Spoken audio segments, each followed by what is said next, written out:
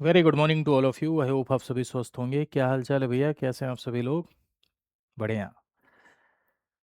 जैसा कि आप सभी को पता है कि मंडे टू सैटरडे सुबह 7 बजे आपका एक शो चलता है जिसका नाम है 20 मिनट शो।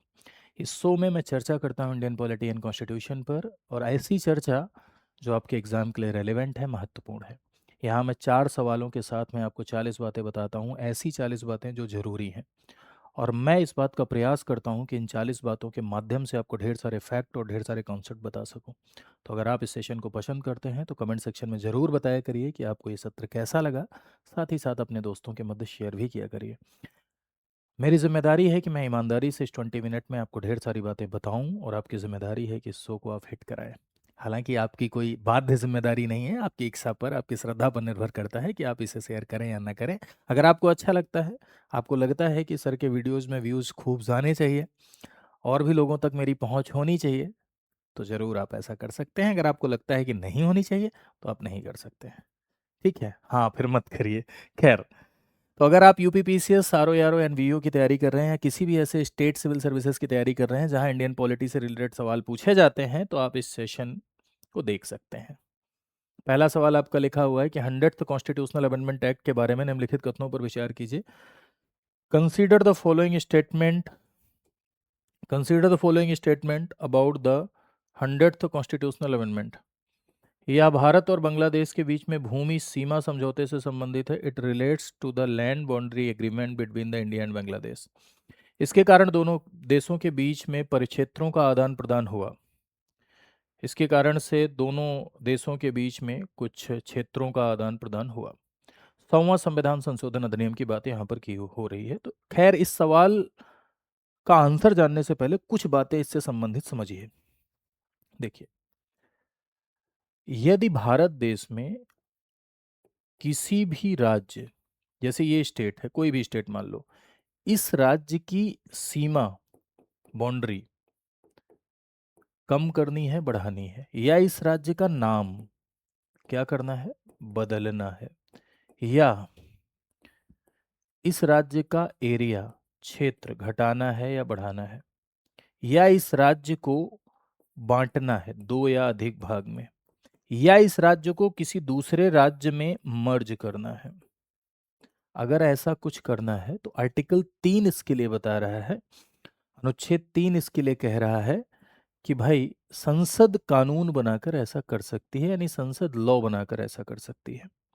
और संसद इसके लिए जो कानून बनाती है वो सिंपल लॉ होता है। हालांकि ये होता संशोधन है। अब जाहिर सी बात है, जैसे यूपी को 2 भाग में अगर आप बांट दोगे, तो यूपी को 2 भाग में बांट दोगे तो नया राज्य जो निकल के आएगा वो आप फर्स्ट शेड्यूल में ले जाके लिखोगे ना, पहली अनुसूची में जहां 28 राज्य है वहां 29 करोगे ना। तो होता तो संशोधन है, लेकिन इसे 368 के तहत संविधान संशोधन नहीं माना जाता, बल्कि इसे सिंपल लेजिस्लेटिव प्रोसीजर, सामान्य विधायी प्रक्रिया कहा जाता है। आर्टिकल 3 से रिलेटेड जो भी कानून बनते हैं वो सामान्य प्रक्रिया से होते हैं, सिंपल लॉ उन्हें कहा जाता है, और संसद उन्हें सामान्य बहुमत से पारित करती है। ऐसे ही जैसे उत्तराखंड बना आपका, बिहार से झारखंड बना, मध्य प्रदेश से छत्तीसगढ़ बना। अब यहाँ एक सवाल ये पैदा हुआ कि क्या आर्टिकल 3 के तहत किसी क्षेत्र को विदेशी राज्य को ट्रांसफर कर सकते हैं? क्या आर्टिकल 3 के तहत किसी क्षेत्र को विदेशी स्टेट को, यानी फॉरेन स्टेट को दे सकते हैं? अब ये जो सवाल पनपा, तो ये मामला पहुंचा सुप्रीम कोर्ट, और उसी केस का नाम है वेरुवरी केस 1960। और वेरुवरी केस 1960 में ऑनरेबल सुप्रीम कोर्ट ने ये कहा कि भाई किसी यदि विदेशी क्षेत्र को, माफ कीजिएगा, कोई किसी इंडियन टेरिटरी को किसी फॉरेन स्टेट को देना है तो सामान्य कानून बनाकर आप ऐसा नहीं कर सकते। इसके लिए कॉन्स्टिट्यूशनल अमेंडमेंट होगा, यानी इसके लिए संविधान संशोधन होगा। और इसके लिए जो संविधान संशोधन होगा वो 368 के तहत किया गया संविधान संशोधन होगा, जिसके लिए संसद में स्पेशल मेजोरिटी, विशेष बहुमत से पारित करना होता है। और इसका एग्जाम्पल ये है कि 9th कॉन्स्टिट्यूशनल अमेंडमेंट हुआ, 9वां संविधान संशोधन अधिनियम हुआ, और जिसके थ्रू वेरुवरी को ट्रांसफर किया गया पाकिस्तान को। भारत पाकिस्तान के बीच में एक समझौता हुआ था, उस समझौते के तहत ये वेरुवरी क्षेत्र पाकिस्तान को दिया जाना था। और इसी का एक एग्जाम्पल आपका 100th कॉन्स्टिट्यूशनल अमेंडमेंट एक्ट है, यानी 100वां संविधान संशोधन अधिनियम है। भारत और बांग्लादेश के बीच में सीमा समझौता हुआ, कुछ क्षेत्र बांग्लादेश को जाने थे, कुछ क्षेत्र वहां से यहां आने थे। इसके लिए 100th कॉन्स्टिट्यूशनल अमेंडमेंट एक्ट आया, 100वां संविधान संशोधन, जो कि आर्टिकल 368 के तहत ये भारत बांग्लादेश के बीच में सीमा समझौता से संबंधित है, क्षेत्रों का आदान प्रदान हुआ, दोनों इसमें आपका क्या हो जाएगा, राइट स्टेटमेंट हो जाएगा। तो आप समझ गए होंगे। भारत के अंदर यदि किसी राज्य की सीमा घटानी है, बढ़ानी है, इधर करनी है, उधर करनी है, राज्यों को मर्ज करना है, नाम बदलना है, तो सिंपल लॉ बनाकर हो सकता है। लेकिन यदि किसी टेरिटरी को भारत से बाहर ले जाना है तो उसके लिए कॉन्स्टिट्यूशनल अमेंडमेंट की जरूरत पड़ेगी, संविधान संशोधन 368 के तहत उसकी जरूरत पड़ेगी। क्लियर है? चलो अगले सवाल पर आते हैं। अगला सवाल कह रहा है कि 7th कॉन्स्टिट्यूशनल अमेंडमेंट एक्ट 1956 के संबंध में निम्नलिखित कथनों पर विचार कीजिए। Consider the following statement regarding the 7th constitutional amendment act. इसने राज्यों के भाग ए बी सी डी में वर्गीकरण को समाप्त किया, abolish the classification of state into part A B C D. इसने संविधान में यूनियन टेरिटरी की अवधारणा को पेश किया। It introduce the concept of union territory in the constitution. इसमें आपको बताना है कि कौन सा आपका राइट स्टेटमेंट है, यानी कौन सा आपका सबसे सही स्टेटमेंट है, ये आपको बताना है। देखो बहुत ध्यान से पढ़िएगा और बहुत ध्यान से पढ़ के इस बात को आप बताइएगा, ठीक है? क्योंकि ये रीऑर्गेनाइजेशन ऑफ स्टेट से रिलेटेड सवाल है, यानी राज्यों के पुनर्गठन से संबंधित ये आपका सवाल है, ठीक है? शुरुआत में जब संविधान बना तब राज्यों की स्थिति कैसी थी, जब इस बात को आप सोचेंगे, और उसके बाद राज्य की स्थिति जब बदली, इस बात को जब आप सोचेंगे तब इस सवाल का जवाब आप दे पाएंगे।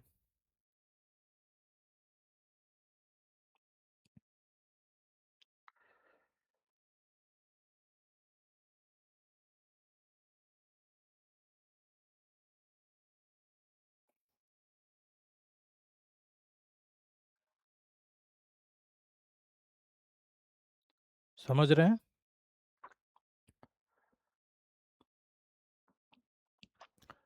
तो देखिए एक बात समझिए, मैं आपको शुरुआत से ही पूरी कहानी समझाता हूं कि यदि आप बात करें ओरिजिनल कॉन्स्टिट्यूशन की, मूल संविधान की, जो कि 26 जनवरी 1950 को आया, तो ओरिजिनल कॉन्स्टिट्यूशन में 4 भागों में बांट के राज्यों को रखा गया था, ए बी सी डी, ठीक है?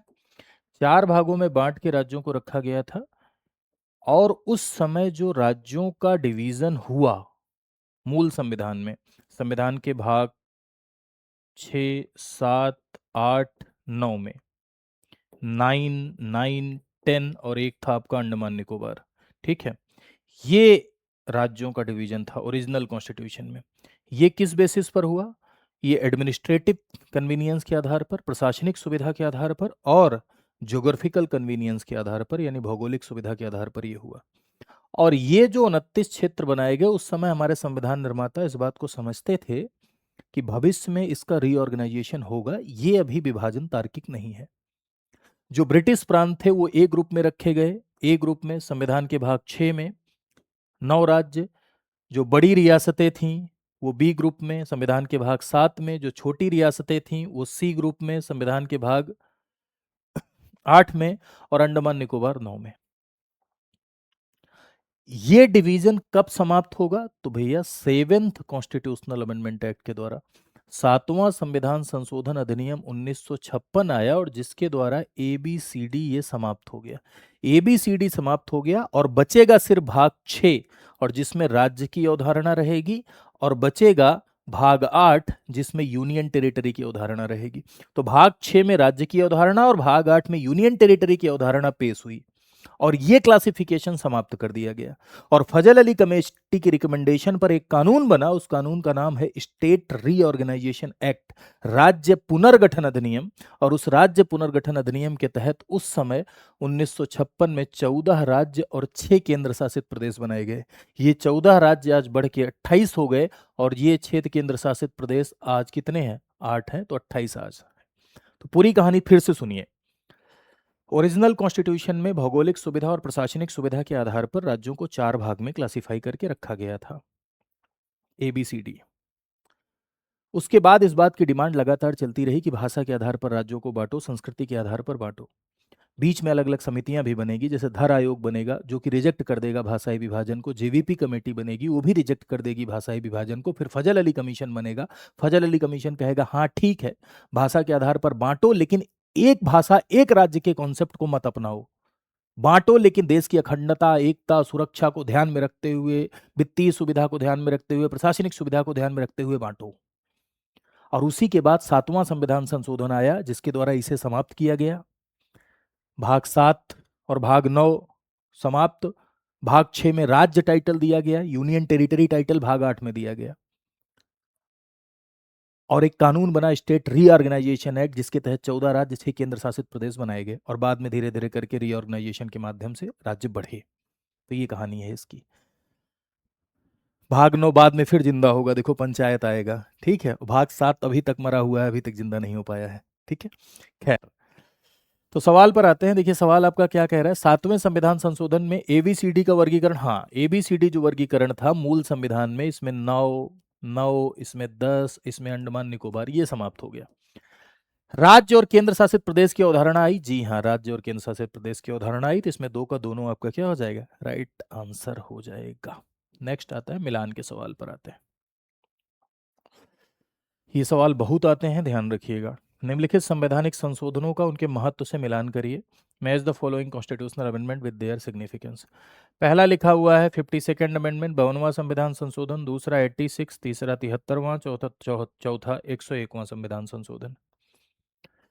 तो 52nd कॉन्स्टिट्यूशनल अमेंडमेंट एक्ट जो आपका है ये एंटी डिफेक्शन लॉ से रिलेटेड है, दल बदल कानून से रिलेटेड है। लोग राजनीतिक स्वार्थ के चक्कर में, पता चला दूसरी पार्टी ने लालच दिया तुम हमारी पार्टी में शामिल हो जाओ, तुम्हारी दूसरी शादी करा देंगे, तुमको सिंगापुर में घर दे देंगे, अब वो चला गया आदमी दूसरी पार्टी में। ऐसे में राजनीतिक भ्रष्टाचार बढ़ता है, ऐसे में राजनीतिक स्वार्थ बढ़ता है, दल बदल होता है तो सरकार में अस्थिरता आती है, और पार्लियामेंट्री सिस्टम में अगर सरकार गिरती है तो पॉलिसी पैरालिसिस आता है, नीतियों का क्रियान्वयन प्रभावी होता है। तो भाई दल बदल को रोकने के लिए, पॉलिसी पैरालिसिस, गवर्नमेंट में स्टेबिलिटी लाने के लिए, पॉलिसी पैरालिसिस को रोकने के लिए, सरकार में स्थिरता लाने के लिए, राजनीतिक भ्रष्टाचार को कम करने के लिए महसूस किया गया कि भाई दल बदल कानून बनाया जाए।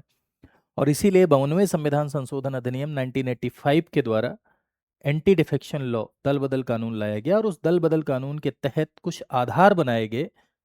वो आधार फुलफिल होने पर, यानी वो ग्राउंड्स फुलफिल होने पर सदस्यों को डिस्क्वालीफाई किया जाता है।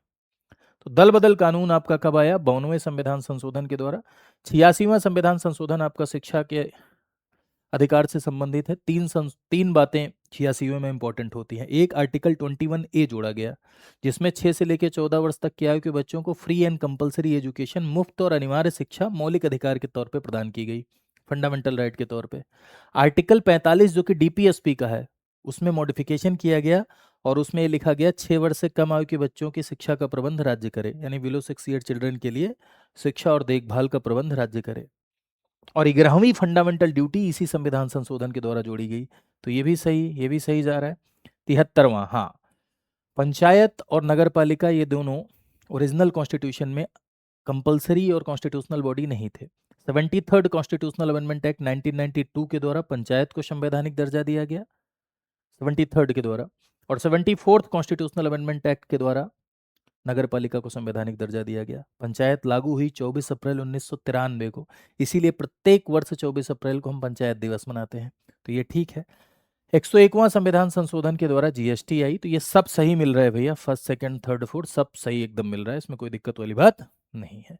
मिलान वाले सवालों में अक्सर आपको बताता हूं कि मिलान वाले सवाल का फोटो खींच लो घटना चक्र से या किसी भी प्रीवियस ईयर वाले बुक से, एक साथ कलेक्ट कर लो, उसका पीडीएफ निकाल लो, एग्जाम से पहले दोहरा के चले जाना। मेरा दावा है कि मिलान वाले सवाल आपके सही होंगे, और हर बार मिलान वाले सवाल आते हैं और इस बार भी आएंगे, 100% आएंगे, ठीक है। नहीं आएंगे तो मैं खिड़की से कूद जाऊंगा, लेकिन आएंगे, ध्यान रखना। चलो आगे आते हैं नेक्स्ट पर। लिखा हुआ निम्नलिखित कथनों पर विचार कीजिए। Consider the following statement. 104वें संविधान संशोधन ने विधायिका में एंग्लो इंडियन के लिए आरक्षित सीटें हटा दी। 104th constitutional amendment act removed reserve seat for Anglo Indian in legislature. इसने लोकसभा में अनुसूचित जातियों और जनजातियों के लिए सभी प्रकार के आरक्षण को समाप्त कर दिया। It abolished all form of reservation for SC STs in the Lok Sabha. आपको बताना है कि कौन सा इसमें राइट स्टेटमेंट है, सही कौन सा है। ये भी ध्यान रखा करो कि सही पूछ रहा है गलत पूछ रहा है, कभी कभी इस चक्कर में भी गलत हो जाता है कि सही पूछ रहा है गलत पूछ रहा है। ठीक है, चलिए। तो देखो, रिजर्वेशन की यदि आप बात करें, पॉलिटिकल रिजर्वेशन इसे कहते हैं, इसे राजनीतिक आरक्षण कहा जाता है। ठीक है, जो ये लोकसभा और विधानसभा में मिलता है, राजनीतिक आरक्षण। राजनीतिक आरक्षण, राजनीतिक आरक्षण मिला हुआ है केंद्र में लोकसभा में और राज्य में लेजिस्लेटिव असेंबली यानी विधानसभा में। लेजिस्लेटिव काउंसिल विधान परिषद में कोई भी पॉलिटिकल रिजर्वेशन नहीं है, राज्यसभा में भी कोई भी पॉलिटिकल रिजर्वेशन नहीं है। राजनीतिक आरक्षण के लिए ही ये शुरुआत में लिखा हुआ था कि जब संविधान बना तो ये लिखा हुआ था कि 10 साल तक रहेगा, फिर 10 साल बाद स्वतः समाप्त हो जाएगा अगर प्रतिनिधित्व हो गया तो।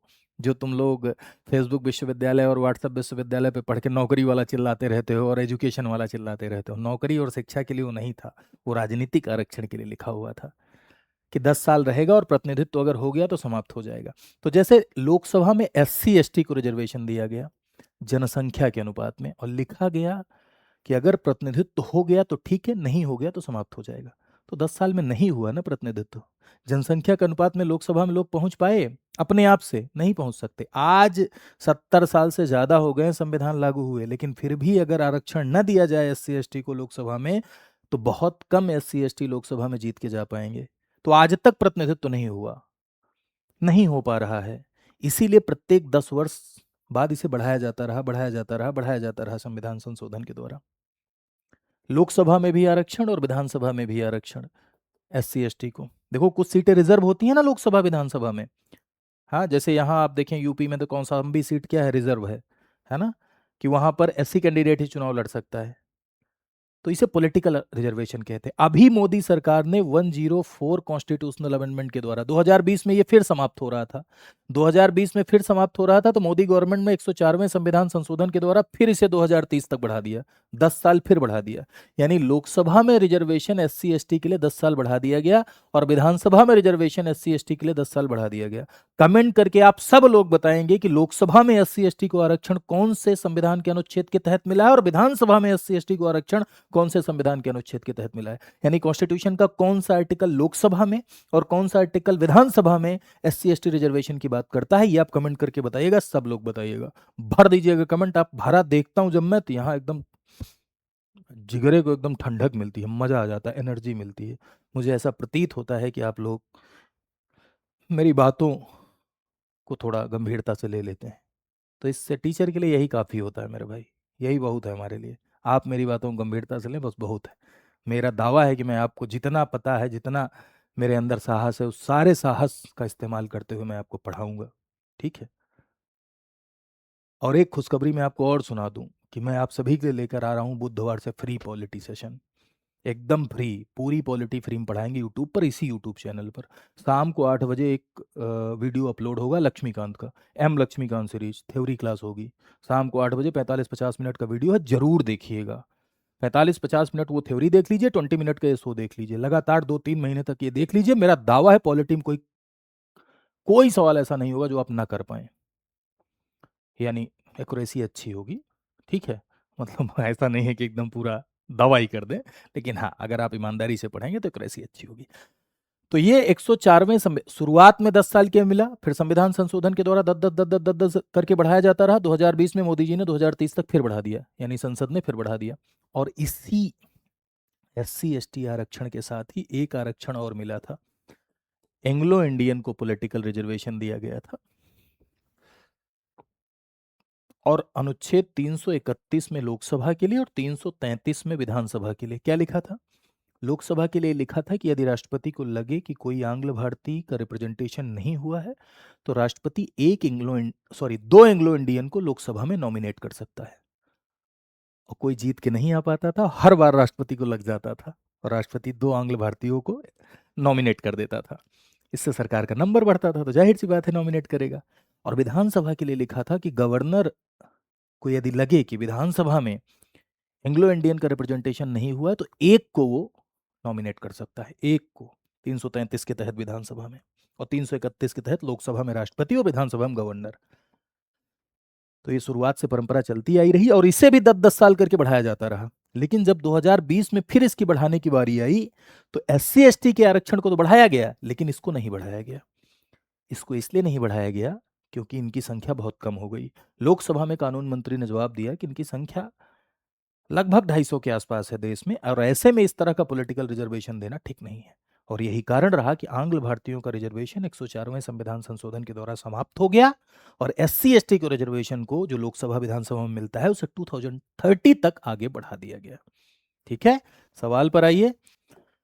सवाल कह रहा है कि 104वें संविधान संशोधन ने विधायिका में एंग्लो इंडियन के लिए आरक्षित सीटें हटा दी।